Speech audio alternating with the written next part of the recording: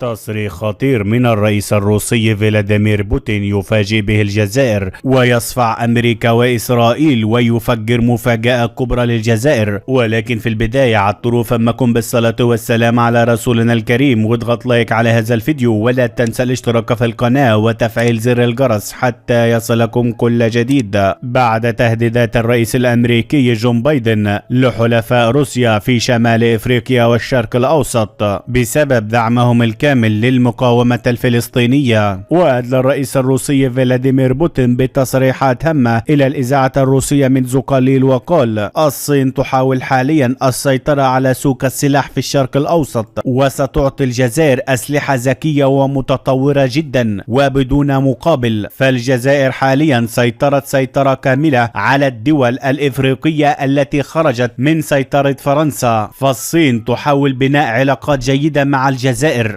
للسيطرة الكاملة على ثروات إفريقيا. فروسيا ستمد الجزائر بأحدث المقاتلات الحربية لديها ومنظومات دفاع جوي بأحدث اللادارات. وقال بوتين: الجزائر بالنسبة لروسيا هي حليف قديم، وموقفها ثابت على مر الزمان بالنسبة للقضية الفلسطينية. وفي النهاية، لو أنت داعم للقضية الفلسطينية، اضغط لايك على هذا الفيديو، ولا تنسى الاشتراك في القناة وتفعيل زر الجرس حتى يصلكم كل جديد.